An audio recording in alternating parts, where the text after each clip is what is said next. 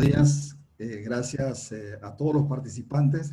Un nuevo webinar organizado por la Cámara de Comercio, Industria y Agricultura de Panamá.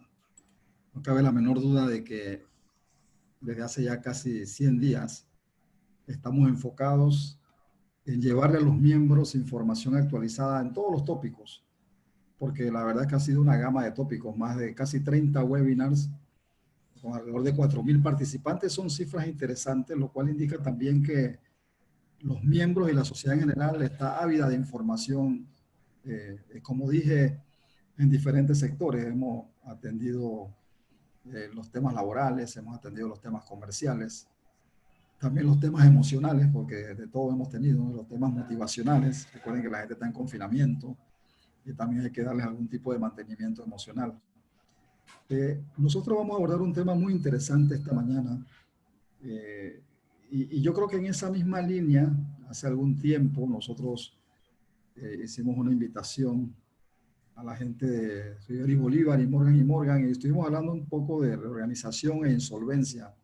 Y eso lo hicimos por allá por el mes de abril. Los tiempos han cambiado, la pandemia ha evolucionado, y hoy día vamos a hablar de oportunidades y riesgos en la adquisición de empresas en tiempos actuales. Pero es que con esta pandemia hay que prepararse para todo, hay que estar, la gente tiene que anticipar, los verdaderos líderes anticipan. Y cuando uno anticipa, uno debe informarse y debe contar con toda la información necesaria para tomar las mejores decisiones en tiempos difíciles. Y yo creo que esos son, yo que hablo mucho de liderazgo, esos son los verdaderos líderes. Los que anticipan, los que se informan y los que pueden tomar decisiones informados. Como dije esta mañana, nos acompaña Steve Aparicio y Andrés Rubinov de Área Fábrica y Fábrica. Ellos van a conversar con nosotros un poco sobre el tema de oportunidades y riesgos en la adquisición de empresas en tiempos actuales. Y nos va a ayudar el expresidente Irving Hallman y presidente del CNC, del Centro Nacional de Competitividad, que Irving va a moderar la experiencia. Irving, te doy la bienvenida. También a Steve y a Andrés, gracias por estar aquí con nosotros. Le damos la bienvenida al público, que son nuestros miembros, y por supuesto a todo el personal de apoyo de la Cámara, a ti, Janet, y a Maru, María Eugenia Grimaldo, que también nos apoya permanentemente. Así que a nombre de la Junta Directiva, en nombre del presidente Leinadier, le damos la más cordial, disfruten la experiencia, le damos la bienvenida y que la disfruten, ¿no? Porque van a recibir unos tips muy interesantes, estoy seguro que sí. Irving, adelante, gracias por participar como moderador. Cómo no, muchas gracias Julio y buen día a todos los asistentes, siempre complacido de apoyar estos webinars y aquello que estás organizando desde la Cámara de Comercio, Julio. Como comentó Julio Vidal, en la Cámara de Comercio tratamos en webinars anteriores aspectos financieros y mecanismos para las empresas que están disponibles en situaciones de insolvencia en torno a las condiciones especiales y de incertidumbre que se generan alrededor de la crisis económica por causa de la pandemia. En esta oportunidad, de mano de los abogados Steve Aparicio y Andrés Rubinov, se nos expondrá sobre aspectos prácticos relacionados a esta crisis y condiciones que deben ser consideradas dentro de los procesos de fusiones y adquisiciones transfronterizas y locales, tanto existentes y aquellas por venir. Los propietarios consideran la venta de sus negocios, mientras los compradores evalúan con mucho cuidado las cambiantes y volátiles condiciones. Como bien dijo Julio, aquí se trata de anticipar para estar preparados en este escenario post-COVID. Finalizadas las intervenciones, los expositores responderán a las preguntas de la audiencia y que nos pueden ir enviando ustedes durante la presentación para irlas recogiendo y después formularlas. Pero también pueden hacer preguntas durante el periodo de preguntas y respuestas. Me complace presentarles a Steve Aparicio, que tiene más de 20 años de práctica. Ha representado a clientes locales e internacionales en varias de las transacciones de financiamiento y de adquisición de empresas de gran tamaño. Fue ex jefe negociador del Tratado de Libre Comercio entre Panamá y Estados Unidos y miembro de juntas directivas. Y Andrés Rubinov con 15 años de experiencia asesorando accionistas, juntas directivas, compañías internacionales, fondos de inversión, family offices en transacciones de compraventa transfronteriza y local de importantes empresas. Entonces, con ello pues dejo a Steve Aparicio y a Andrés Rubinov para que nos compartan su experiencia y sus consejos prácticos ante estas condiciones que deben de ser tomadas en cuenta. Muchas gracias, Steve. Te cedo el micrófono. Muchas gracias, Julio. Muchas gracias, Irving. En primer lugar, quiero agradecer a la Cámara de Comercio por organizar este foro, que llega en un momento de particular importancia para el país y creo que en circunstancias también bastante inusuales. En el día de hoy, la presentación la vamos a hacer Andrés Rubinov, mi socio, y quien les habla Steve Aparicio, ambos socios de la firma de abogados Saria, Fabri y Fabria. Podemos pasar a la siguiente filmina. Aquí están los temas que pretendemos cubrir en el día de hoy. En primer lugar, vamos a compartir con la audiencia información estadística y financiera de la actividad de fusiones y adquisiciones a nivel mundial, a nivel latinoamericano, y compartir también con ustedes algunas informaciones, cifras económicas sobre el impacto de la pandemia en la actualidad. Bajo el segundo punto, cerrando la brecha de valoración, presentaremos las diferentes perspectivas de compradores y vendedores en circunstancias normales que generalmente conducen a valoraciones diferentes de uno u otro lado y cómo esas diferentes perspectivas se ven exacerbadas o agrandadas en el contexto de la pandemia actual, creando una brecha de valoración y cómo se puede cerrar mediante fórmulas contractuales esa distancia de valoración que puede tener un comprador o un vendedor, particularmente en el entorno de incertidumbre actual. En el tercer punto, manejo de riesgo entre firma y cierre, nos vamos a enfocar principalmente en aquellos contratos de compraventa de acciones en el que el día de la firma de ese contrato no se da la transferencia de las acciones ni el pago del precio. Generalmente ese tipo de contratos se negocia para la adquisición de negocios de cierto tamaño, medianos y grandes, o aquellos negocios en los cuales es necesario obtener aprobaciones regulatorias o de terceros. Y la asimetría en el tiempo, es decir, entre el hecho de que se firma el contrato un día y el cierre o pago del precio en una fecha posterior, que en muchos casos puede ser varios meses después, plantea riesgos de variación de precios producto del impacto que pueda tener la actividad económica en la empresa a ser adquirida y en estos tiempos actuales el impacto que puede tener la pandemia. En el punto 4, preservar valor en tiempos de incertidumbre, vamos a compartir con ustedes algunas sugerencias prácticas que pueden tomar en cuenta los vendedores para prepararse, para anticipar, como mencionaba Julio, los temas que pueden surgir en una negociación y esos trabajos preparatorios permiten tener la casa en orden. Es como cuando alguien va a vender un carro, no es lo mismo vender un carro con las llantas desgastadas, los rines afectados, el carro sucio y sin haberse limpiado. No es lo mismo vender un carro en esas condiciones que quien ha preparado su carro para la venta. Lo mismo aplica para las empresas y esta es una de las fórmulas que pueden implementar los vendedores para tratar de preservar valor y de no ser penalizados, entre comillas, por un comprador que va a restarle valor a aquellos elementos que no se consideren en orden en la empresa. También en este punto conversaremos sobre temas que puede anticipar el vendedor que van a ser de interés para el comprador dependiendo de qué tipo de comprador va a ser. Hablaremos en ese momento sobre la perspectiva diferente que puede tener un comprador internacional y cuáles son los temas importantes para él versus un comprador local. Finalmente, en el punto 5, creemos que en este contexto en el cual se está discutiendo en distintos foros la posible implementación de medidas de apoyo a los sectores productivos, creíamos nosotros que esta presentación no estaría completa si nosotros no hiciéramos un esfuerzo de aporte de cuáles son aquellas medidas o cambios legislativos o regulatorios que se puedan adoptar, en particular para promover y ayudar a la actividad de compra y venta de empresas.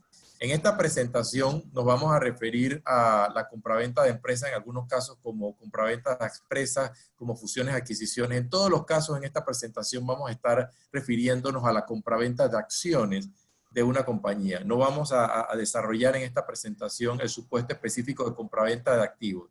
En algunos casos nosotros nos referiremos a la actividad de fusión y adquisición como F&A o a veces la llamaremos M&A, que significa Mergers and Acquisition. En otras ocasiones nos vamos a referir a la compañía a ser adquirida simplemente como la compañía a lo largo de esta presentación, como la compañía objetivo, y en algunas veces nos referiremos a la compañía cuyas acciones se venden como el target. Con esto podemos pasar a la siguiente filmina.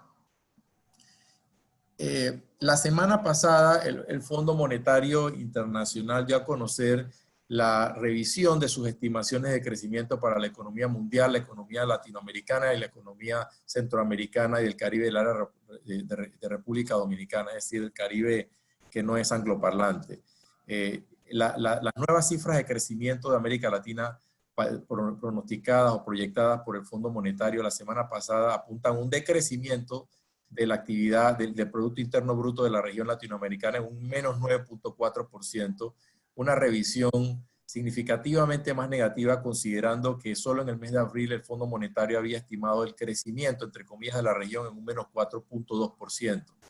En particular para la región centroamericana y República Dominicana, el nuevo estimado de crecimiento del fondo apunta a menos 5.9% en lugar del 3.5% que habían proyectado para el mes de abril. Y el fondo ha advertido que va a continuar monitoreando la situación de la pandemia para revisión de las cifras de crecimiento tanto a nivel mundial como a la región.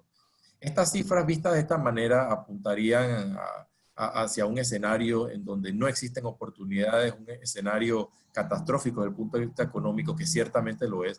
Pero curiosamente, cuando se trata de fusiones y adquisiciones, estos escenarios han creado oportunidades y grandes oportunidades para compradores y vendedores. Como se puede apreciar de esta gráfica cubre un periodo aproximadamente de 13 años y la misma atrapa dos eventos importantes a nivel internacional, la gran recesión del 2008 y la crisis actual. Como puede apreciarse de la crisis del 2008, iniciada por la caída de Lehman Brothers y del sector financiero, en esta gráfica se mide cómo en ese año se dio un decrecimiento significativo de la actividad de fusiones y adquisiciones a nivel mundial, pero este fue seguido por una potente recuperación en esa misma actividad en el año 2009 y 2010, superando incluso los niveles que existían antes del 2007. Como puede apreciarse en el extremo derecho de la gráfica, la magnitud de la crisis actual del COVID es aún más significativa que la gran recesión del 2008, a pesar de que simplemente han transcurrido algunos meses desde el inicio de esa crisis. Más adelante, hacia el lado derecho, la gráfica se proyecta o se insinúa que esta crisis puede venir seguida de una recuperación más fuerte incluso que la caída en términos de actividad de fusión y adquisición. Y eso es lógico porque, como lo vemos a nivel de la bolsa, cuando se dan caídas de los índices bursátiles, ya sea el Dow Jones o ya sea Standard & Poor's o los índices correspondientes Nasdaq, eso ciertamente erosiona valor dentro del mercado, pero al mismo tiempo crea oportunidades para aquellos compradores que están en posición de aprovechar esas oportunidades. Y la tesis de esta presentación es que tenemos que prepararnos para una muy fuerte actividad de fusiones y adquisiciones, esto en primer lugar. Y en segundo lugar, y quizás esto es más importante, y quiero dejar esto para la reflexión de todos, la actividad de fusión-adquisición puede convertirse en la principal herramienta que puede existir en estos tiempos para preservar valor en el contexto de esta crisis. Y consideramos nosotros que esta herramienta puede ser hasta más importante, quizás, que las medidas de apoyo y de estímulo que adopten los países a nivel mundial. Porque cuando una compañía adquiere una empresa en dificultades, o ya sea que no esté en dificultades o simplemente que el vendedor ha optado por vender, se preserva la organización de la empresa, se preserva el know-how, se preservan los puestos de trabajo y todo lo que supone una empresa viva o un going concern.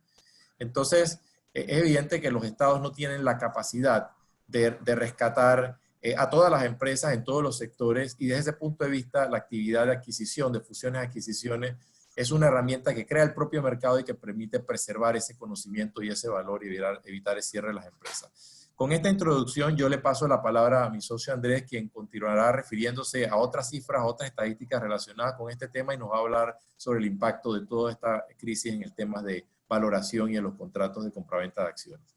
Gracias, Steve. En efecto, para seguir esa corriente, ese pensamiento, Steve, las cifras, o por lo menos la data preliminar, está demostrando que en efecto hay mucho optimismo en las grandes compañías, por lo menos norteamericanas, y en encuestas de ejecutivos de alto nivel de estas empresas, que va a haber una recuperación importante en las transacciones de fusiones y adquisiciones.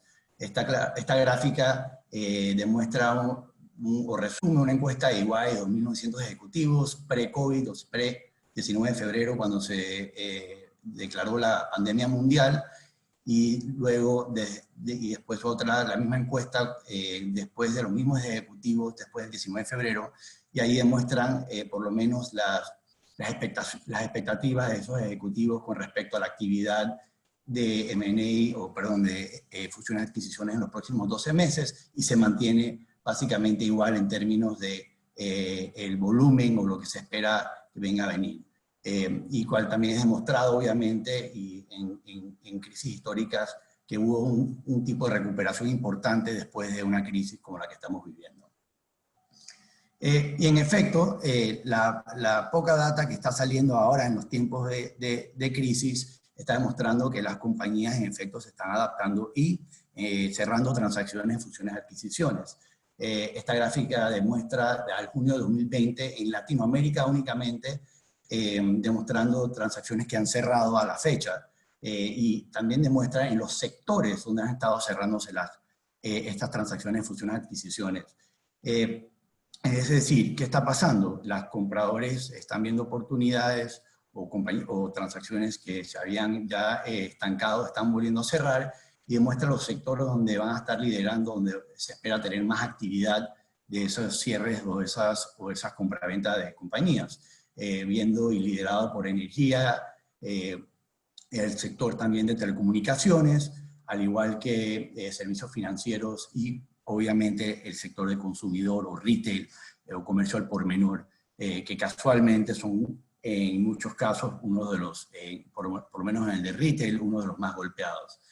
¿Qué nos dice todo esto? Que si bien está ahora estancada la actividad o ha sido mermada, se está recuperando y se espera que venga una ola importante.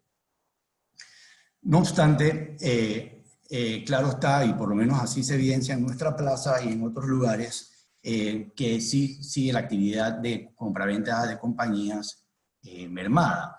Y nuestra posición, o lo que nosotros ponemos o planteamos a este panel o a nuestros participantes, es que una de las principales razones por la que una transacción no arranca en tiempos de crisis es por una brecha de valoración que ocurre entre las expectativas del comprador y la del vendedor. ¿Qué queremos decir con la brecha de valoración? Es simplemente las expectativas de precio o de justo valor que espera recibir el vendedor por su empresa al momento de venderla, o recibir una inversión vis a vis lo que está buscando el comprador. Nuevamente, las crisis crean oportunidades. Para el comprador siempre puede ser un tema de mejorar su posición en el mercado, entrar a un nuevo mercado, consolidarse y de una forma aprovechar la situación coyuntural, especialmente aquellos compradores que tienen un balance sólido o tienen liquidez, como lo son las compañías grandes o los fondos de inversión privados, como se llaman los private equities. Por otro lado, también quieren aprovechar, como dirían coloquialmente, los mangos bajitos, buscando altos retornos y aprovechándose la coyuntura para tratar de buscar un precio más favorable de lo que normalmente pudiera conseguir en tiempos normales. El vendedor también busca oportunidades, no necesariamente porque esté golpeado o en una necesidad urgente durante este tiempo, aunque también existe, pero siguen las mismas razones para un vendedor querer recibir un socio inversionista, un socio estratégico, o por razones de patrimonio, de planificación patrimonial o sucesión, simplemente salir ya de su negocio. Entonces, exigen las mismas oportunidades en tanto el vendedor y el comprador en crisis, pero las expectativas de cada uno se vuelven la brecha se hace más grande entre lo que espera el comprador y se espera el vendedor en tiempos de crisis. ¿Y por qué? Bueno, lo vemos por unas razones obvias que me imagino que todos están viendo y pueden ser de sentido común. La más importante siendo, para el comprador, si bien quiere aprovechar la oportunidad, la proyección y los valores de cómo se evalúa una compañía en tiempos de crisis es muy diferente de cómo se pudiera hacer en el tiempo de la normalidad. ¿Y por qué? Porque un comprador normalmente está utilizando proyecciones a futuro del rendimiento del negocio, y esas proyecciones se basan muchas veces en comportamiento histórico de esa compañía. En tiempos de crisis, y sobre todo en esta pandemia donde no vemos un fin claro, es difícil para que un comprador asuma ese riesgo de proyecciones futuras y de modelos futuros de un negocio en particular, sin saber cuándo se va a acabar la crisis, ni cómo va a salir ese negocio de esta crisis. Hay un tema también práctico en términos de debida diligencia a esas compañías. No se puede reunir frente a frente con los ejecutivos, con los accionistas de la compañía. Las visitas en sitios, a las instalaciones o sucursales de la compañía se dificultan. Entonces todo el proceso se llena de incertidumbre, tanto en la parte de valoración y la parte de logística.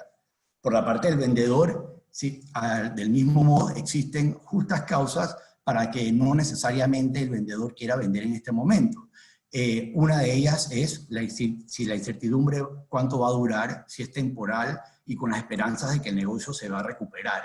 Lo que estamos viendo y lo que claramente se pueden hacer muchos dueños de empresas o preguntas que se pueden hacer es, mira, la valoración para mi negocio debe ser la misma que quizás sea pre-COVID.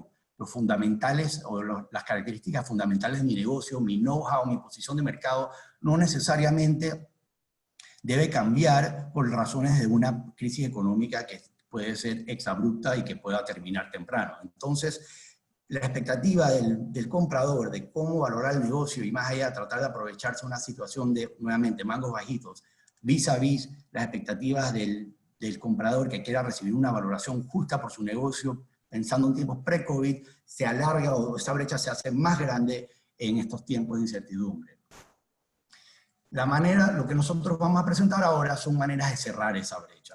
Mecanismos de negociación o contractuales que pueden ayudar a acercar al comprador y al vendedor a acordar un precio o una valoración justa para su negocio, plasmándolas así en el contrato. ¿Cuáles son algunos de estos mecanismos? Se los enseñamos en la próxima filmita.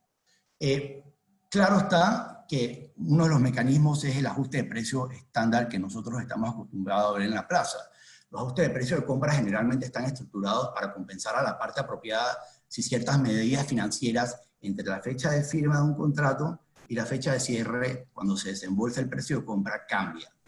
¿Qué quiere decir esto? Que para algunos negocios que no han sido tan afectados por el COVID, que siguen con sus patrones históricos de desempeño, esta cláusula estándar de medición de capital de trabajo, CAPEX o inversión y deuda, donde se le pueden poner montos y rangos y ajustar el precio de compra debido a cómo quedan esos rangos al final de la transacción, es decir, en la fecha de cierre va a seguir utilizándose. Lo que no vamos a ver ya son precios fijos para valoraciones de empresas, o si los vemos van a ser muy pocos. Nosotros también estamos viendo ahora en nuestra práctica, y en otras jurisdicciones se está utilizando mucho más, en Panamá se ha usado menos, pero vamos a positar que se debe estar utilizando más para cerrar la brecha de valoración, algo que se llama, en términos anglosajones o los norteamericanos llaman los earnouts, o que es simplemente un mecanismo de diferir el precio de compra a pagarse al vendedor a futuro. Y diferiendo ese precio de compra ayuda entonces a dicho comprador y al vendedor a repartirse el riesgo durante el tema de incertidumbre. Es decir, se acuerda una valoración base de la compañía, a un precio base de la compañía, se desembolsa ese precio base en la fecha de cierre al vendedor, pero se le permite al vendedor sacarle más valor a la compañía, es decir, pagarle el precio adicionales a la compañía de acuerdo a diferentes hitos, ya sea en el tiempo o ya sea una mezcla de tiempo o hitos financieros o razones financieras que están basadas al desempeño del negocio a futuro. ¿Cuáles pueden ser? Bueno, pueden ser cualquiera de las usuales, como son, por ejemplo, ventas, volumen de ventas en cualquier trimestre o cualquier año, puede ser a base de números de EBITDA o desempeño en el EBITDA o utilidades, o puede ser estructurado cualquier otro hito importante que sea importante para el comprador en ese negocio. Por ejemplo, capturar X cantidad de clientes que se habrán perdido durante la pandemia o asegurar la renovación de X cantidad de proveedores. El punto es que esa brecha de valoración de lo que está dispuesto a pagar el comprador ahora mismo en términos de incertidumbre, y lo que quisiera justamente recibir el vendedor, si todo estuviera normal, se puede cerrar con este mecanismo de earnouts o de precio diferido.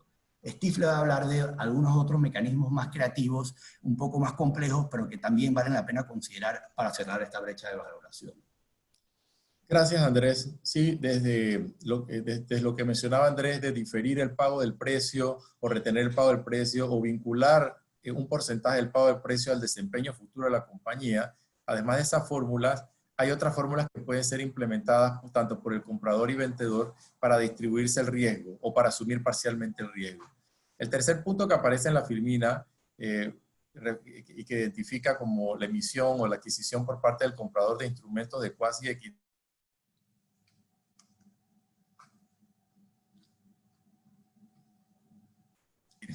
participación accionaria directa en la compañía, o el vendedor no está dispuesto todavía a permitir esa participación accionaria, pero existe interés de ambas partes, y en estos escenarios el comprador pudiera adquirir un instrumento de deuda como una nota o un bono convertible en acciones, y de esa manera el comprador adquiere información y conocimiento del negocio, porque es muy típico en este tipo de instrumentos de deuda que el vendedor o la compañía objetivo o target tenga que reportar el desempeño financiero, el cumplimiento de ciertas metas, y para hacer la analogía, como alguien que se va a meter a la piscina, es como para poner el pie en la piscina antes de tirarse.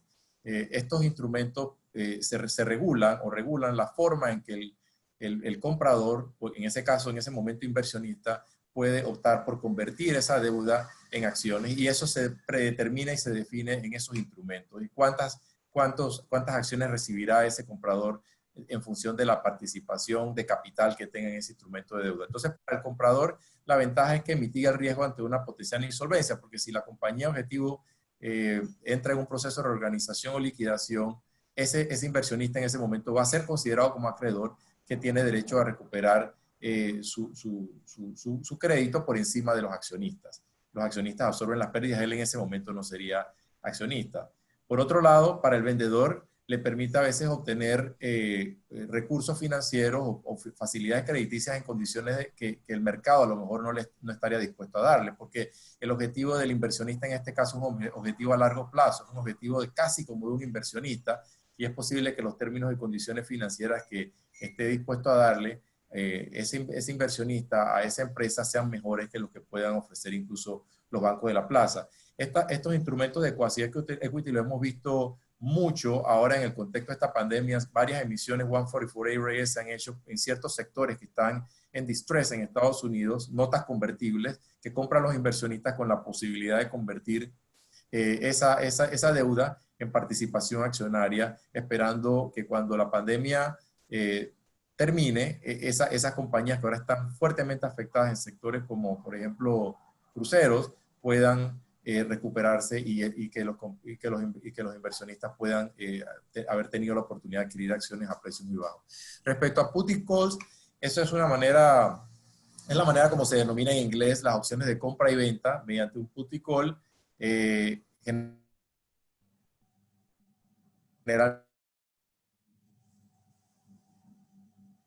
elecciones posteriores conforme vaya ganando conocimiento de la empresa. Ese es el call, la opción de compra que tiene el inversionista. Un put es todo lo contrario, es una opción de venta. El accionista o el vendedor actual puede haber vendido parte de sus acciones a un inversionista, pero haberse reservado al mismo tiempo el derecho de vender su participación accionaria restante en la empresa a un precio predeterminado. Entonces, de esta manera las partes establecen una relación, el comprador no adquiere control de la empresa, pero se pactan mecanismos por los cuales ese control pueda ser adquirido, ya sea activado por cuenta del comprador en el caso de un call o activado por parte del vendedor en el caso de un put. Finalmente, dos elementos. Uno, manejo de contingencias. Como es usual en estos contratos, a veces un porcentaje del precio queda en custodia de un tercero independiente llamado agente de plica o escrow agent, y esa parte del precio se libera solo si no se han presentado ciertas contingencias. O en otras palabras, esa parte del precio queda bajo custodia para responder por contingencias que puedan surgir. Luego de expirado el plazo de escrow, entonces el vendedor podrá recibir la totalidad del escrow o una suma menor si es que se han presentado algunas contingencias. Y eso es también otras fórmulas que se plantean en estos contratos para manejar estos riesgos. Hay otras fórmulas que se llaman basket de minimis. Aunque no se menciona en esa filmina, también las partes pactan una fecha luego de la cual el comprador ya no puede hacerle reclamaciones al vendedor, es decir, limitar la responsabilidad en el tiempo. Entonces, este es el cóctel de fórmulas que se suelen utilizar o implementar, algunas con más frecuencia, otras con menos frecuencia, para cerrar esa brecha de valoración de manera tal que las partes se sientan cómodas en proceder con la transacción. Le paso la palabra para que continúe sobre este tema. Gracias, Steve. Matizando el punto nuevamente de earnouts, que también se puede ver en puts y calls o precios diferidos, un ejercicio muy simple, ¿no? para tratar de enfocarlo. Simplemente pre-COVID, aquí están las valoraciones que están esperando un vendedor. Estos son números obviamente hipotéticos, con base en estados financieros al cierre del año anterior, y para su negocio operaba 17 millones. Lo que hemos visto y lo que ha pasado en la plaza es que se ha paralizado estas transacciones y estas negociaciones por razones de precio mayormente a raíz del COVID que pegó en febrero y marzo. Y bueno, se están empezando a reiniciar los procesos de negociación, pero con valoraciones y expectativas muy diferentes, la brecha de valoración. El ejemplo aquí simplemente pone como ejemplo que se logra el comprador y el vendedor firmar un acuerdo de compraventa de acciones de una compañía X por 14 millones, ya ven una diferencia de 3 millones de dólares descontadas por raíz de la incertidumbre. No necesariamente puede ser por los fundamentales del negocio, pero vemos cómo vamos cerrando esa brecha. La fecha de cierre, recordemos que la fecha de firma simplemente se firma el contrato y la obligación y se vinculan las partes. No es que hay un desembolso, sino la mayoría de los contratos ocurren en condiciones de conducción de negocio y un periodo entre firma y cierre donde en el cierre se desembolsa el precio. Aquí vemos en nuestro hipotético, en nuestro escenario, que en la fecha de cierre únicamente recibió el vendedor 8 millones de dólares de los 14 pactados. Pero vemos cómo empieza entonces el comprador y el vendedor a negociar y más que nada compartir el riesgo de incertidumbre. Cerró la transacción con 8 millones de dólares pagaderos, pero no es el único precio que va a recibir el vendedor. A raíz de un escrow o depósito en plica o contrato de garantía, creo que muchos aquí están familiarizados con los mismos.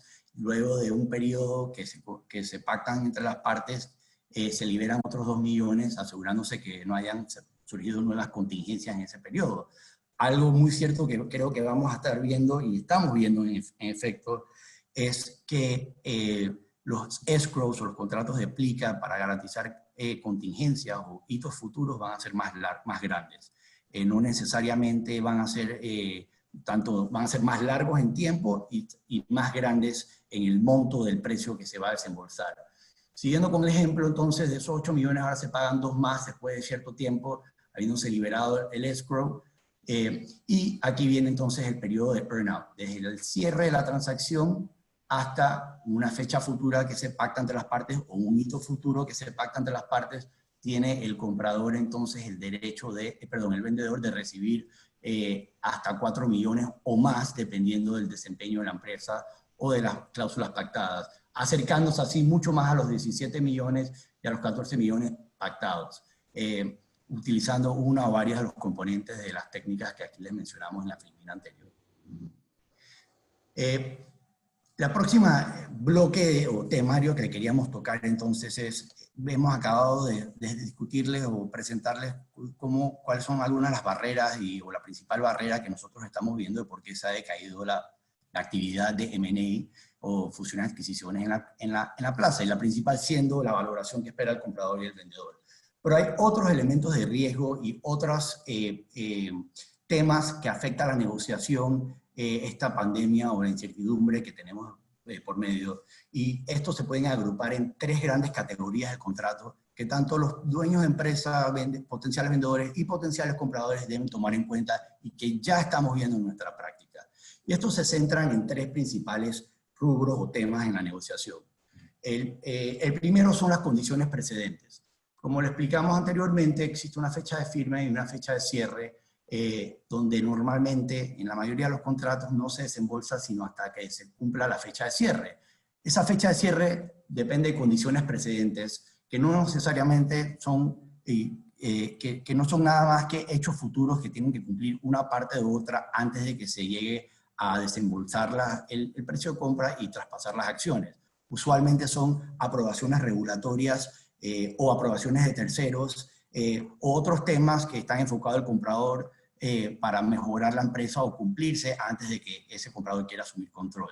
¿Qué ocurre en esta incertidumbre? Es que el vendedor y las partes tienen que negociar muy bien los tiempos que necesitan para cumplir esas condiciones precedentes y asegurarse, por temas tanto de logística, por estar en cuarentena, por restricciones de movimiento y de movilidad, o porque las autoridades gubernamentales están cargadas, el cumplimiento de estas condiciones precedentes se pueden alargar. Y lo último que uno quiere, como dueño de empresa o accionista vendiendo su empresa, es que un comprador venga a aprovechar la coyuntura y tratar de salirse de la transacción por el no cumplimiento de una condición precedente, simplemente porque pasó el tiempo y estaba fuera del control del vendedor procurar o obtener ese consentimiento o esa aprobación. Por lo que se tiene que negociar tiempos flexibles en estas condiciones precedentes, tomando en consideración los tiempos que estamos viviendo.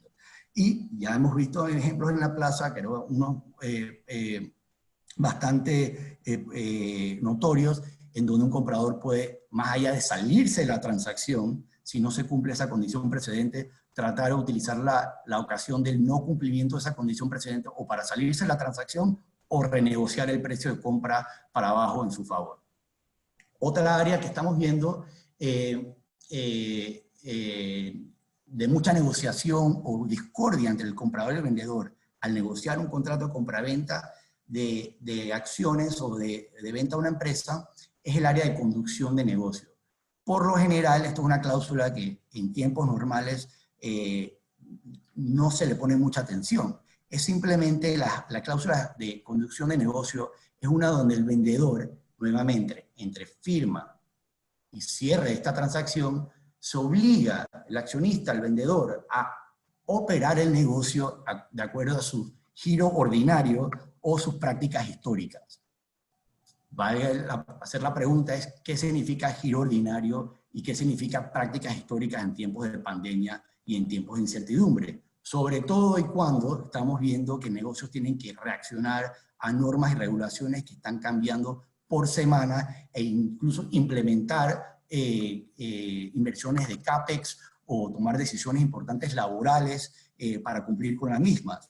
Lo que se está viendo es que compradores, en la medida que no se han negociado estas cláusulas en atención a esta pandemia y a esta incertidumbre, están utilizando esta coyuntura para alegar que el vendedor no está cumpliendo con su cláusula general de conducción, su obligación general de conducir el negocio en giro ordinario, y está nuevamente aprovechando o para tratar de salirse de una transacción o para renegociar el precio de compra.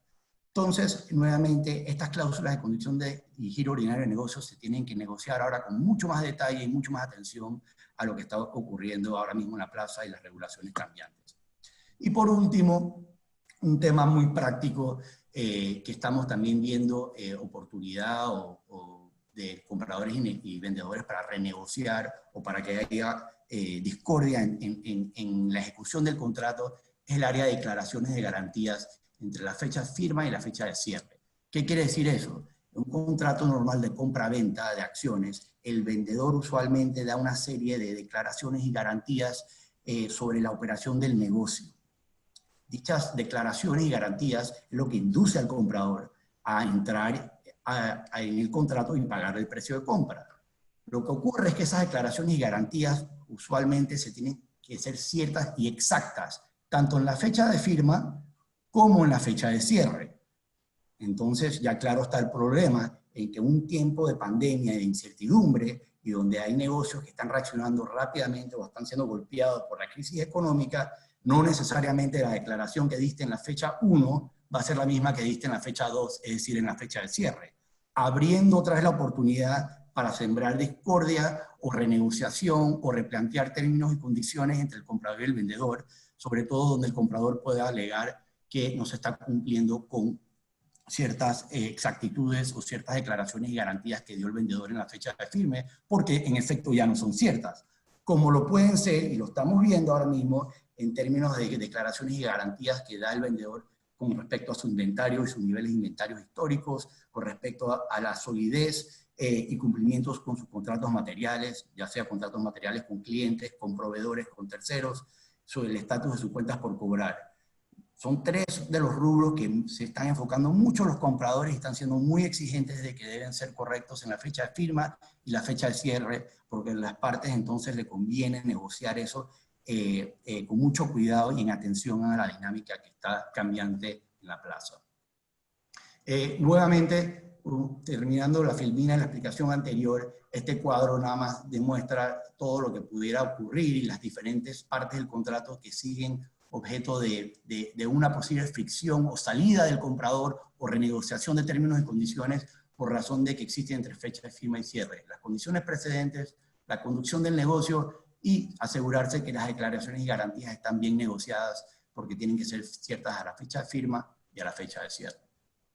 Con eso le paso la palabra a mi socio Steve, que va a hablar un poco más de otras, de cómo poner la casa en orden en estos tiempos de incertidumbre y temas de debida diligencia que van a ver tanto el comprador y vendedor en una compraventa de acciones en tiempos de incertidumbre. Gracias, Andrés. Como el vendedor en el contrato va a tener que realizar declaraciones y garantías y el incumplimiento de esas declaraciones y garantías o la falta de exactitud de esas declaraciones y garantías pueden dar lugar a responsabilidad para es importante que el vendedor ponga la casa en orden, porque va a ser penalizado, entre comillas, por un comprador por cada deficiencia que se encuentre, que éste encuentre en la empresa, y eso se va a traducir en un precio menor. Podemos pasar a la siguiente filmina.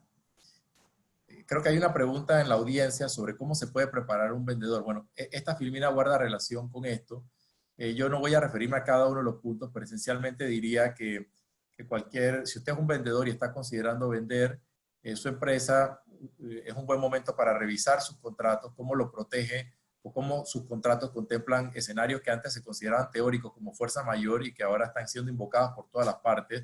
Verificar en sus contratos si hay cláusulas de limitación de responsabilidad, cláusulas de cesiones que son muy importantes si las empresas quieren realizar factoraje, que son mecanismos de obtener liquidez. En fin, la recomendación sería, preparándose para la venta, pues quizás un buen momento de revisar sus contratos para entender cómo atienden estos riesgos. El cumplimiento de normas sanitarias es un tema de mucho interés, particularmente para un comprador internacional. Un comprador internacional no quiere comprar una responsabilidad, un liability de una empresa que haya manejado inadecuadamente la situación sanitaria. Eso no solamente lo podría exponer a la imposición de multas desde el punto de vista administrativo, sino a un riesgo reputacional e incluso a demandas civiles en caso de que alguna persona fallezca o resulte tener problemas de salud por el incumplimiento de esta normativa. Un vendedor tiene que anticipar que un comprador se va a enfocar principalmente en la situación financiera y en la relación que la compañía objetivo target tenga con sus principales clientes por un lado y con sus principales proveedores por otro. En qué condiciones se encuentran los principales clientes de la compañía en caso de que las ventas estén concentradas en un número reducido de clientes. Esos clientes están en situación de insolvencia, estos clientes tienen problemas económicos que sean superiores, digamos, al que tiene el promedio de las empresas en este contexto. ¿Qué otros proveedores tiene la empresa en caso de que haya proveedores que tengan dificultades?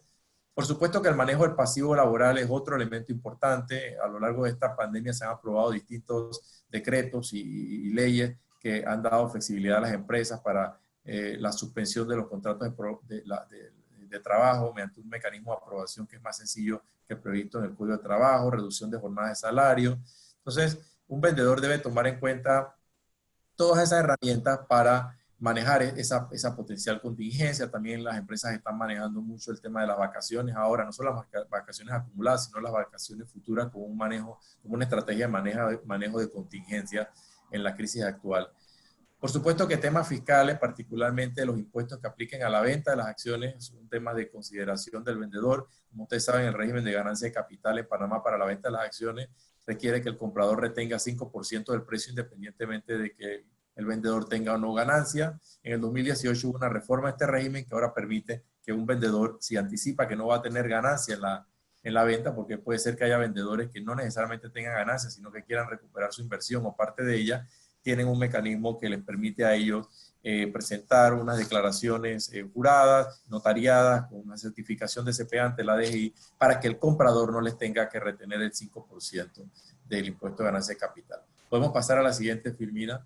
Aquí, de estas 3 filminas, simplemente me enfocaría en que si hay alguna empresa, digamos, en el sector de retail o de comercio, que pretenda venderse a un comprador internacional en sectores en que la ley y la Constitución lo permitan, debe anticipar que un comprador internacional, sobre todo estratégico, es decir, que tenga este mismo negocio en otro país o un fondo de inversión, cada vez más se están preocupando temas como ambientales, esos son los llamados temas ESG o Environmental, Social and Governance, que básicamente apuntan a que las empresas, a los compradores quieren asegurarse que compran una empresa que cumple con los estándares ambientales, empresas que no tengan señalamientos por prácticas de corrupción, que si la empresa está sujeta a normativa de cumplimiento, como ahora aplica no solamente al sector financiero, sino a otros sectores, que se cumpla con esa normativa, y esto como un mecanismo para evitar un daño reputacional al comprador internacional que no quiere invertir en una empresa que pueda tener señalamientos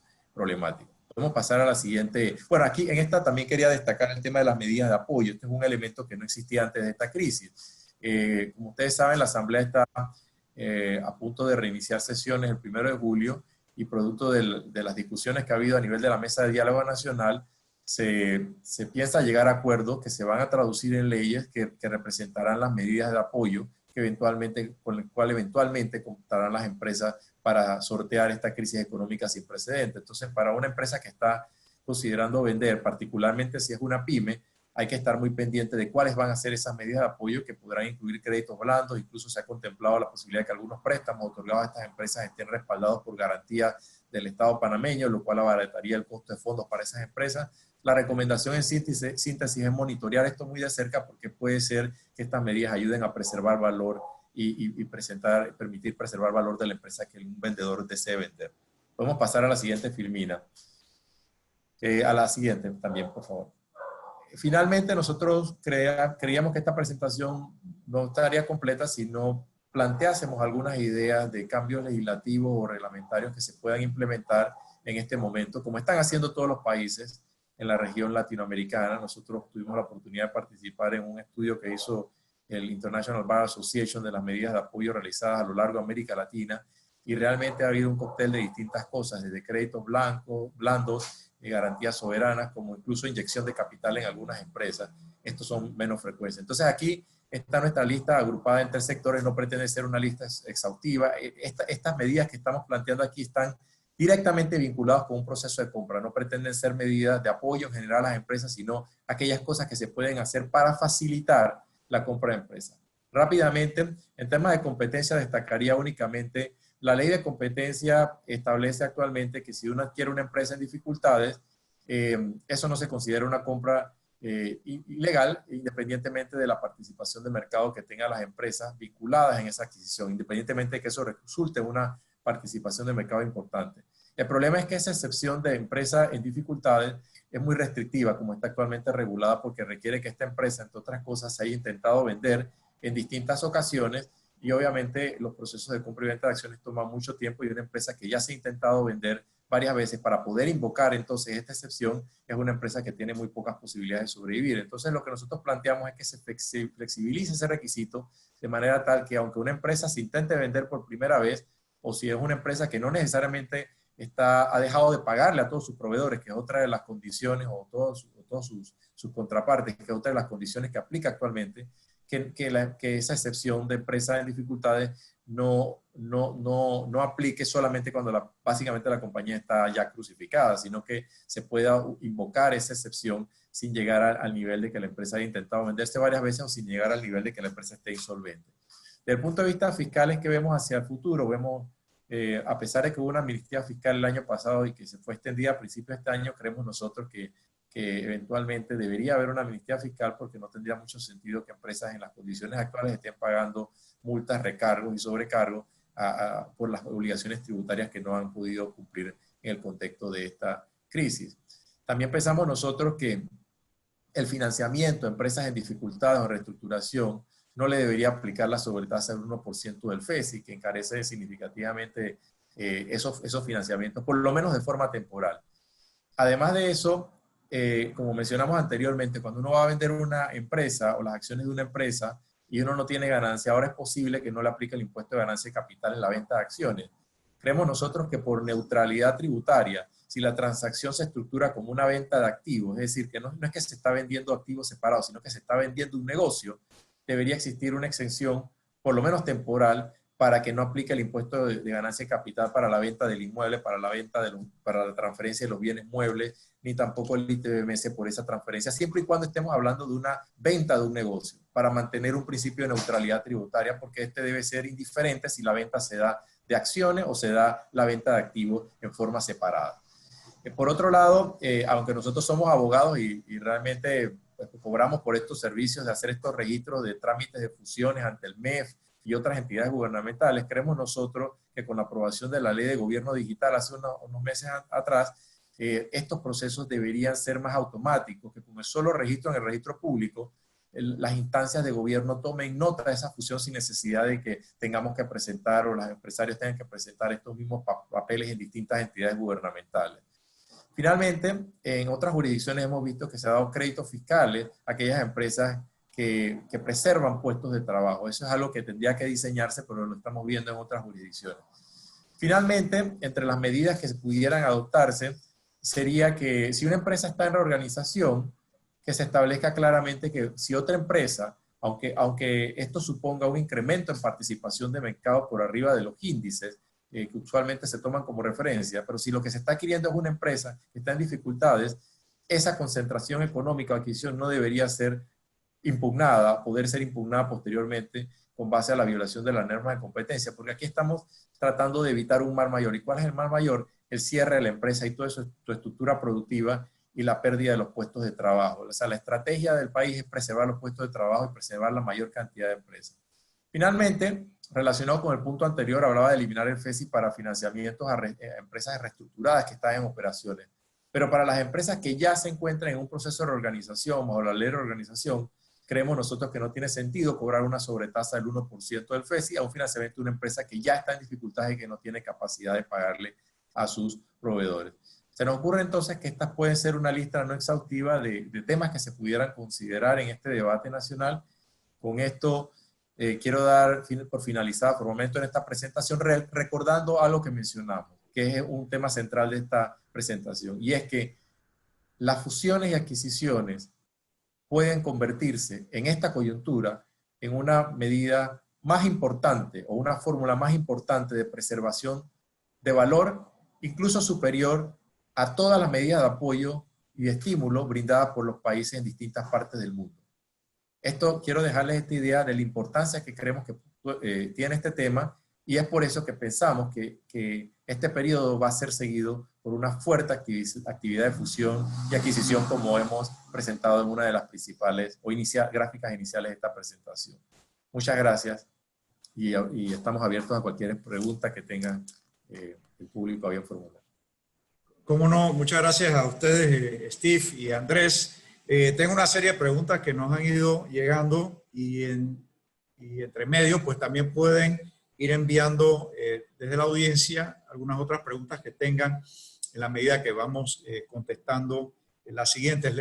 Les voy a plantear la pregunta y cualquiera de ustedes que desee contestarla o si quieren ambos intervenir de distintas perspectivas, entre ustedes pues pueden organizarse. La primera pregunta que tengo es, ¿en qué sectores proyectan ustedes puede incrementarse la actividad de fusión y adquisición en Panamá? ¿Y en qué sectores en particular estiman se concentraría la inversión extranjera directa?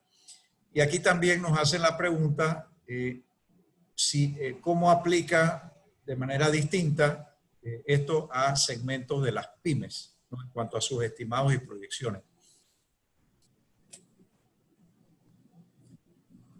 Andrés, no sé.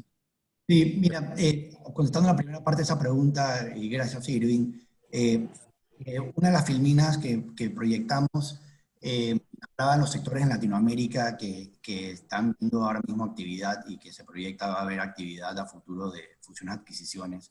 A grandes rasgos en la economía pensamos que la plaza va a ser un espejo a eso y en particular estamos hablando en servicios financieros, una ola de consolidación en los tiempos del COVID, pre-tiempos del COVID y esa consolidación nosotros pensamos que, y ya estamos viendo, va a continuar y tiene que necesariamente continuar.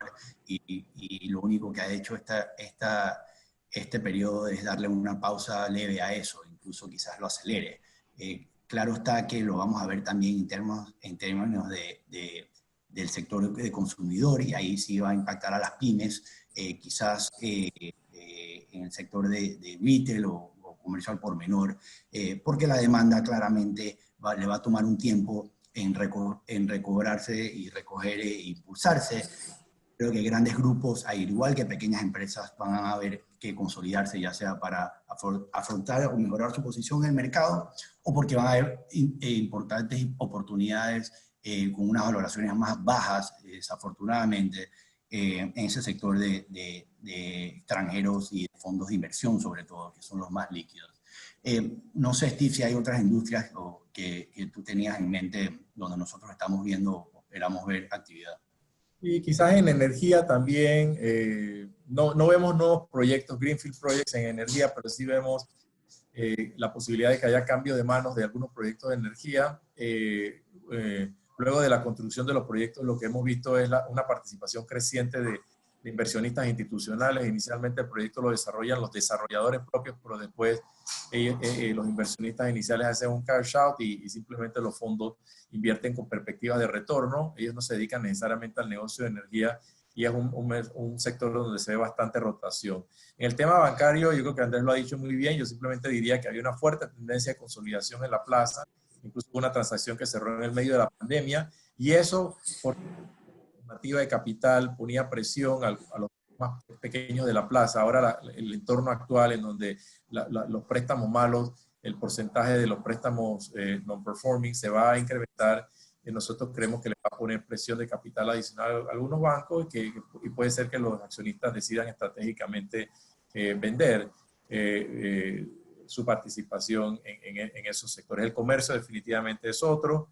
Y bueno, eso simplemente como un ejemplo, ¿no? Esto es bastante dinámico y fluido y veremos lo que nos traen las próximas semanas en cuanto al interés de inversionistas. Y hay un tema que sería interesante plantear también desde el punto de vista de la inversión extranjera directa en Panamá.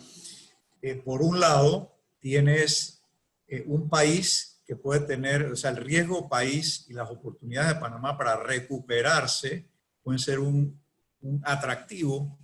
Parece, vamos a llamarlo, limitado apetito o condiciones para adquirir nuevas empresas que estén buscando en mercados como Latinoamérica. Y Panamá sea un país atractivo por sus condiciones y su capacidad de recuperación.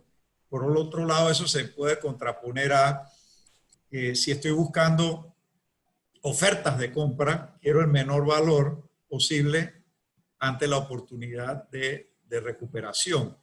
Entonces, esos dos aspectos que se contrastan, ¿cómo lo anticiparían para Panamá?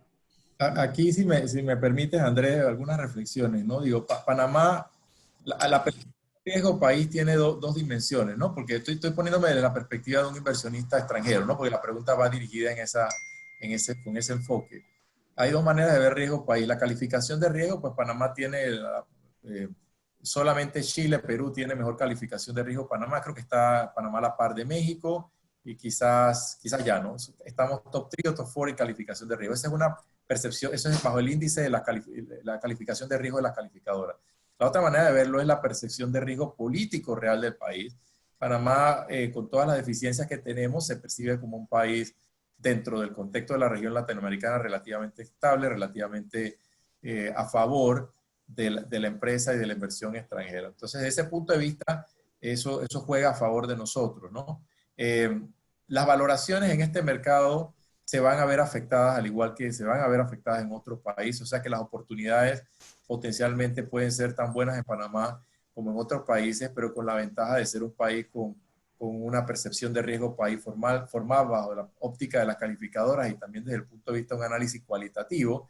Y yo creo que eso puede ayudar a Panamá a convertirse en un safe haven de la región latinoamericana. Digo, no es que todas las inversiones van a venir a Panamá, sino que los inversionistas van a enfocarse en mercados, creo yo, en este escenario de tanta turbulencia política, económica y de pandemia. A pesar de lo que pasó con Chile, yo creo que Chile sigue siendo un país que los inversionistas miran por la tradición de estabilidad, a pesar de todo lo que pasó.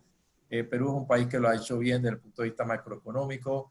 Panamá también, República Dominicana era un país que venía creciendo bastante bien antes de esta pandemia. Entonces, la clave de Panamá es que en este escenario de incertidumbre, brillar entre sus peers o entre sus iguales latinoamericanos y que la luz panameña sea visible y que seamos fuente de atracción de inversión extranjera directa. Hay que recordar que para Panamá quizás es el país de América Latina en el que la inversión extranjera directa tiene un peso relativo más importante como parte del PIB que ningún otro país en América Latina. Y esta estrategia nos ha funcionado bien y creo que debemos apuntar a esa dirección. Y naturalmente, bueno, esto, el valor de la empresa, ellos también van a estar buscando dónde hay esa, vamos a decir, esa brecha que es la que le genere más valor a su inversión o más el retorno a su inversión, ¿no? Correcto. Todo depende del precio, ¿no? Todo depende del precio y la perspectiva, que es lo difícil ahora de evaluar, porque las cifras históricas no necesariamente son indicadores del desempeño de la empresa futuro. Entonces, el análisis tradicional de valorar una empresa en función de múltiplos de earnings o de utilidades o en función de modelos como el Capital Asset Pricing Model, ahora tienen que adicionar en la ecuación de análisis es cómo se va a desempeñar la empresa en este, entre comillas, nuevo normal o new normal, que más bien es una situación totalmente anómala, de mucha volatilidad, por lo menos en el futuro previsible de los próximos 18 meses, que impacta la valoración, porque hay un periodo inicial de oscilar entre 6 a 18 meses en el cual simplemente no se sabe cómo la compañía se va a desempeñar. Y para darle un poquito más color al tema, usted puede estar en un sector económico que ya ha reabierto, pero si sus clientes están en un sector económico cerrado, de los 6 sectores que existen de la apertura de la economía, usted tiene problemas. Entonces, este es un elemento complejo. O sea, ¿en qué sector estoy yo? ¿Se me permite o no operar? Si se me permite operar, ¿dónde están mis clientes? ¿En sectores cerrados o en sectores abiertos? Y si uno le agrega la volatilidad o la incertidumbre de que el día de mañana algunos sectores tengan que retroceder y volver a un escenario de cuarentena, eso introduce elementos de incertidumbre. Si tú quieras comentar un poquito sobre el tema de earnout como un mecanismo de postergar un poco o diferir un poco parte del pago del precio, sujeto a ver cómo se desempeña la compañía en el futuro para tratar esta incertidumbre. Es correcto. O lo puede mitigar de la perspectiva del comprador, Irving, en nada más poniendo las condiciones presentes. Incluso en una transacción que estábamos trabajando hace poco se renegociaron términos y condiciones a raíz de esto y se puso una nueva condición que la empresa y las sucursales tenían que estar abiertas por un periodo consecutivo de X cantidad de meses. Porque de nada te sirve tampoco de que tu giro ordinario de negocio esté cerrado los 3 meses y le entregas la compañía al comprador, o que abriste por 2 semanas y te mandaron a todo el mundo para la casa. Es decir, entonces una condición que se renegoció, porque ya estaba firmado el contrato, a raíz de lo que está ocurriendo en la plaza y las regulaciones cambiantes, es que estuviera abierta el negocio por una cantidad consecutiva de meses. Eso es previo al desembolso. La otra es, como explica Steve, en el earnout, amarrarlo a un hito específico de ventas o de EBITDA o desempeño, o incluso ese mismo hito puede ser, oye, con el hecho de que estén abiertos por 4 meses y Panamá o tu bloque no regrese a una cuarentena, te desembolso X cantidad más. Puede ser tan creativo o tan detallado como necesiten el comprador y el vendedor, atendiendo las realidades del negocio en particular.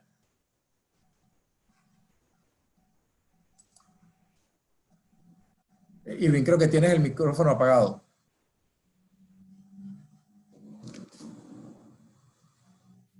Creo que perdimos a... Irving, creo que tienes el micrófono apagado. Bueno, Estamos un poco... Yo creo que estamos sobre el tiempo. Nada más rápidamente, aquí alguien pregunta sobre temas de financiamientos. La verdad es que hay mucha cautela de la plaza ahora mismo de los bancos por prestar, están preservando la liquidez. La verdad que los bancos están siendo activos en el otorgamiento de financiamientos. Para serle franco, acquisition finance o financiamiento para adquisiciones no parece estar alto en la lista de prioridades de los bancos en este momento. Sin embargo, esta charla no pretende enfocarse únicamente en este momento. O sea, como vimos de la gráfica que presentamos, el repunte de la actividad de fusión es algo que va a ocurrir significativamente en los próximos meses. Entonces, el análisis no es estático, no es en el momento presente. Por otro lado, como ha sido anunciado en los medios, el gobierno nacional ha logrado acuerdos con multilaterales y con acreedores privados internacionales para crear fondos a través del Banco Nacional y otros actores gubernamentales para a su vez prestarle al sistema financiero. Eso ha salido reportado en los medios y nosotros creemos que eso va a tener un impacto positivo en la reactividad, la reactivación de la actividad económica. Entonces, yo creo que también en relación con el financiamiento, es muy posible que los bancos se enfoquen, si es un comprador local, para garantizar el repago del préstamo para el pago del préstamo para la adquisición, es posible que también pidan garantías personales del propio comprador o de afiliadas del propio comprador distintas a las que realice la adquisición. Aquí Steve. Ya me regresó el micrófono. Si quieres terminar, Steve, y entonces continúo con un par de preguntas. Tenemos todavía hasta las 10:15, 10:20 más tardar. Perfecto, yo terminé esta respuesta. Era sobre el financiamiento en estos tiempos. Ok. Desde la perspectiva de M&As, si la empresa se encuentra en una etapa de reorganización o de liquidación, o igualmente como lo plantean aquí, ya ha hecho una renegociación de sus créditos bancarios o con sus acreedores y decide venderse, o si en la conducción del negocio, dentro del periodo de earnouts, la junta directiva de la empresa considera que las condiciones requieren iniciar una reorganización. O sea, si ya, ¿qué elementos adicionales deberían considerarse si ya estás en reorganización o si estando en un periodo de earnout o de conducción del negocio ante una compra-venta, hay que hacer una reorganización? Ok, yo si quieres, Andrés, si quieres, pues, más sobre el earnout, déjame nada más mencionar el tema de la reorganización para beneficio de la audiencia, ¿no? Cuando hablamos de reorganización, en el contexto de esta presentación, estamos utilizando el término en dos sentidos. En primer lugar, un acreedor que no es objeto de ningún proceso de insolvencia, de la ley de insolvencia. La ley de insolvencia en Panamá regula dos procesos: reorganización y liquidación. Ambos son procesos judiciales. Aquí al referir a reestructuración, lo vamos a usar en el sentido de una empresa en dificultades que no ha iniciado formalmente un proceso judicial y que simplemente tiene que renegociar sus créditos con sus acreedores. Y el de reorganización nos vamos a referir es ya a una empresa que ha iniciado formalmente un proceso de reorganización. No sé si la pregunta se refiere a un escenario u otro, pero si la empresa no está todavía inmersa en un proceso de reorganización judicial, la empresa tiene básicamente, entre comillas, control de negociar los términos y condiciones con sus acreedores, y si llega a ese acuerdo que le dé un aire, digamos, a esa empresa, entonces esos términos y condiciones negociados con esos acreedores tendría que respetarse. Es importante entender que las reorganizaciones no judiciales no vinculan a todos los acreedores, sino son únicamente a los acreedores que formen parte de esos acuerdos. En una reorganización judicial, ya interviene el juez, el resultado es que los acuerdos tienen que ser aprobados por cierta mayoría de acreedores y lo importante es que esos acuerdos tienen efecto para todos los acreedores. Obviamente, entrar en una reorganización judicial, en principio, es un escenario deseable ni para el acreedor ni para la compañía, pero la realidad es que existe esa normativa y ahora, a diferencia de lo que existía con las normas de quiebra del Código de Comercio que no contemplaban reorganización, la nueva ley sí contempla eso. Y hay unas medidas de protección para las compañías que están en reorganización, que buscan darle aire a esas compañías. No sé si pude responder la pregunta o no. Había un elemento también de qué pasa en el tiempo y quizás Andrés pueda... Interesante la pregunta con respecto al earnout, porque depende cómo estructuras el earnout, su tratamiento se va a dar diferente en una liquidación, una reorganización. No lo había pensado en contexto de una reorganización, pero dándole un poco de cabeza, en la medida de que la compañía, de que tienes el earnout con el accionista y está esperando un desembolso futuro, si ese desembolso, por ejemplo, era simplemente el pasar del tiempo y no había ningún otro hito, por ejemplo, atado al desempeño en la empresa, sino simplemente era un tema de esperar, pensaría yo que se trata como un acreedor cualquiera en decir que es accionista, en la medida que ya no es accionista, pero sigue teniendo ese derecho de pago contingente, se tendría que reestructurar o de alguna manera poner en el plan de reorganización en la medida de que ese earnout sobreviva en el tiempo únicamente y solo sea condicionado con ese pago. Pero también, como mencioné, todo depende de cómo estructuras el earnout. Puede ser que ese earnout no está sujeto a un pago de precio en el contrato, sino se hizo con un contrato de servicios profesionales o incluso de empleo directo con el accionista controlador o con el ejecutivo controlador, y estaba entonces en los términos y condiciones de laboral de ese empleado. Y bueno, entonces hay un tratamiento aparte de cómo se manejan los empleados en un proceso de reorganización.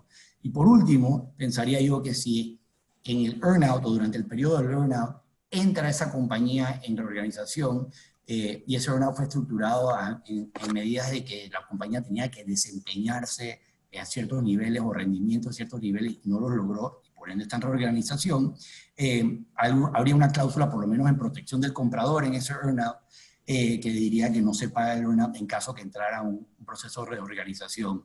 Pero sí, es un tema interesante y que debe considerarse al negociar y estructurar esos earnouts a futuros, en qué pasa y por qué entrar, si una compañía entra en un proceso de reorganización desde la perspectiva del comprador y el vendedor o el accionista que va a recibir ese futuro pago. Una muy buena pregunta. Sí, y como, claro, y tiene sus implicaciones, más o menos, desde el punto de vista del comprador y lo que se haga en estos procesos de reorganización con el resto de los acreedores, ¿no? Correcto. Sí está interesado en continuar con el proceso. Casualmente la Cámara de Comercio está respaldando una propuesta de un proyecto de ley que establezca el régimen de los procesos de reorganización conciliada por razón de la emergencia nacional por la pandemia, que no sea un proceso judicial, sino un proceso conciliatorio de todos los acreedores, o la mayoría de los acreedores, extrajudicial, que creo que sería una muy buena fórmula para no entrar en estos M&As a nivel judicial, ¿no? Así que sería bueno considerar eso, entre otras medidas que ustedes han comentado, que más adelante, pues en el cierre, pudiéramos ver cómo la Cámara de Comercio pudiese impulsar alguna de esas aspectos regulatorios o medidas necesarias en un ambiente COVID, post-COVID. Una de las preguntas que me hicieron llegar es si en materia de los índices de concentración se manejan ya algunos índices a nivel internacional o adecuaciones que se puedan considerar inclusive como una de las medidas que ustedes han mencionado. Sí. Steve, yo dejo que contestes esa y la complemento con algo que tengo en mente. Panamá, la CODEC ha emitido medidas de concentraciones y se utiliza el índice Herfindahl-Hirschman Index, que utiliza también el Departamento de Justicia de Estados Unidos para medir el nivel de concentración de concentración en el mercado producto de una fusión o integración. También se utiliza el índice de dominancia que utiliza el regulador de competencia mexicano como referencia. Entonces, básicamente son ecuaciones que miden cuál es la concentración de la participación de mercado en un mercado relevante, X, digamos el mercado de venta de papel higiénico, por decir algo, antes de la fusión y después de la fusión. Como resultado de esa fusión o esa adquisición, se incrementa el nivel de concentración medido estos índices, entonces se procede a un análisis más cuidadoso.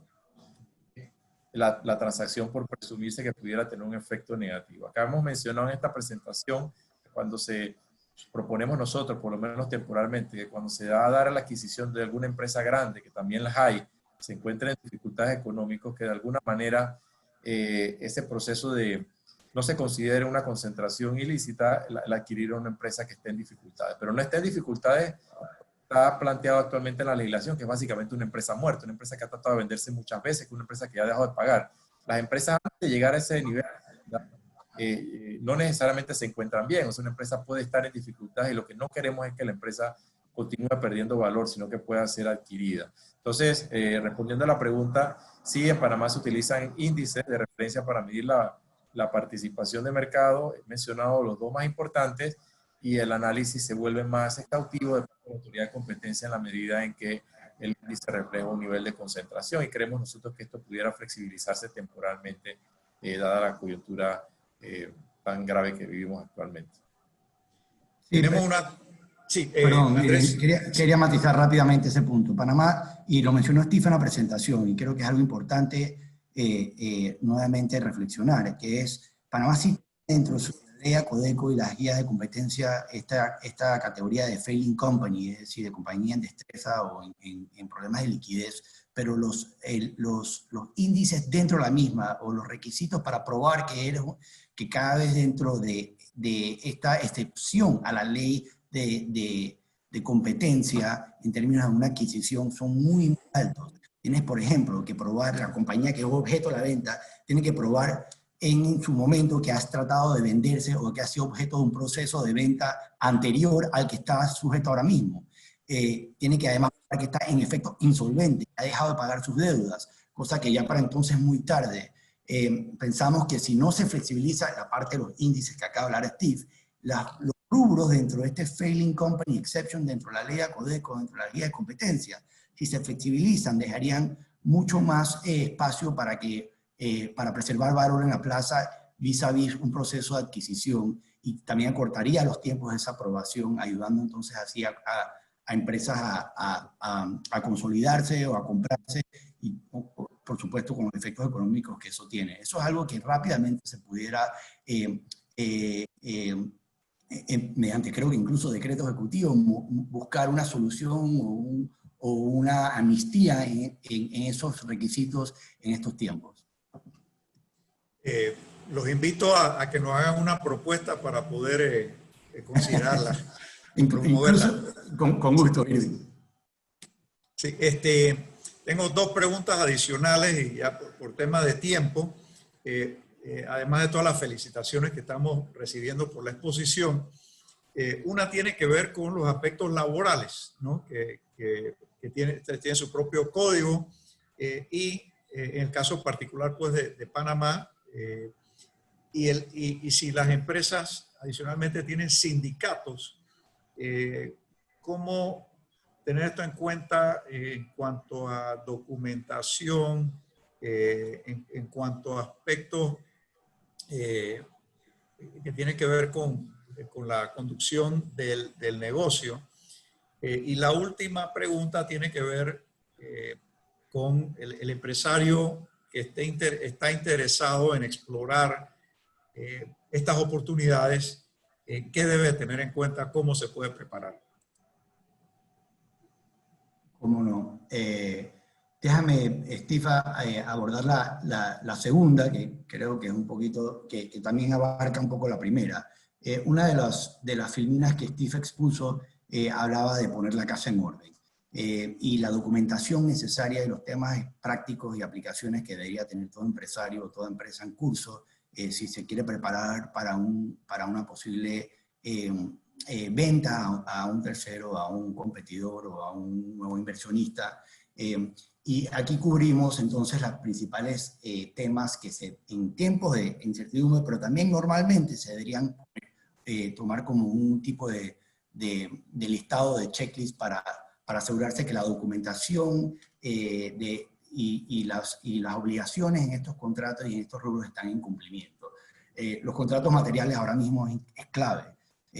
Muchas veces en la plaza vemos por ser la plaza chica y como somos, son muchos contratos que no tienen una documentación adecuada o simplemente se hace el negocio por raíz de pura confianza. Y eso no tiene nada de malo, excepto que cuando viene un comprador, sobre todo un comprador extranjero, quiere ver una formalidad en el contrato, quiere asegurarse que los términos y condiciones son los apropiados en ese contrato, que la terminación del contrato tiene una renovación automática, una renovación factible, que el tercero con el que has contratado, ya sea proveedor o ya sea cliente, está cumpliendo con ese contrato, que es ahí donde viene entonces el valor del negocio, ya sea porque entonces le puede dar y asegurarse de suplir al negocio que está en marcha, o que el cliente va a seguir continuando con sus obligaciones.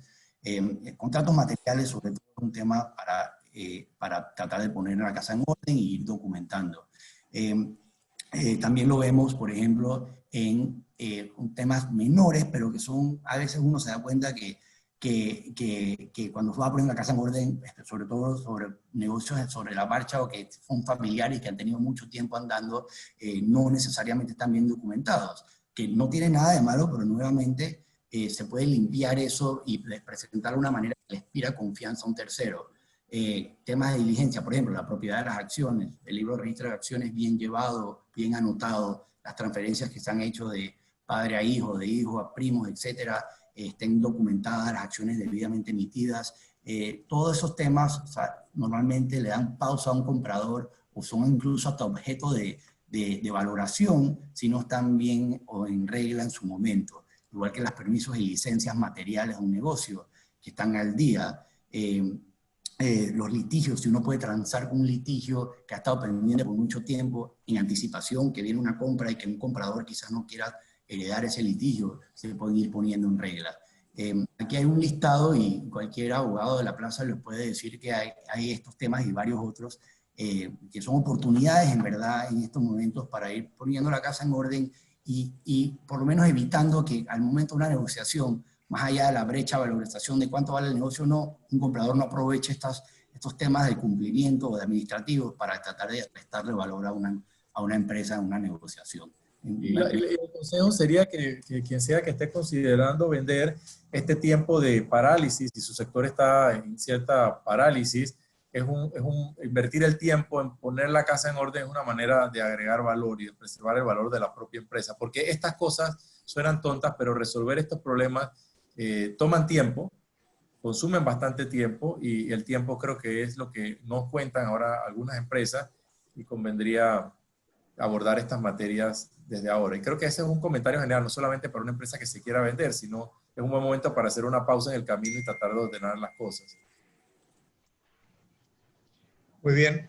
Bueno, muchas gracias a ambos y nuevamente hemos recibido pues muchas felicitaciones.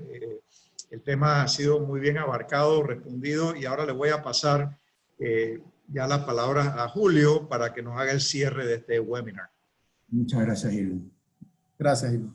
Bueno, muy sencillo. Muchas gracias a ambos o a los tres. Yo creo que se abordó de una manera muy concreta. Es un tema que podemos llamar que es un tema técnico y que la gente debe entender las interioridades, pero yo creo que es necesario abordarlo precisamente por el escenario que estamos viviendo y por lo que estamos visualizando del futuro, ¿no? Yo quiero felicitarlos por la manera tan práctica en que trataron de interpretarlo y de compartirlo, ¿no? Muchísimas gracias a ti, Andrés, a ti, Steve, gracias por el tiempo, por la preparación, porque esto conlleva una preparación, y gracias por la impartición. Irving, muy buen trabajo como moderador, como siempre, tratando de interpretar muy bien esas preguntas y hacerlas de la manera más sencilla para que las interrogantes se puedan resolver de la manera más apropiada posible. En nombre de la Cámara de Comercio, a los casi 70 participantes que estuvieron con nosotros, muchísimas gracias. Nos vemos en el próximo webinar y que tengan un excelente día a todos. Gracias. Gracias a todos por la oportunidad. Buenos días.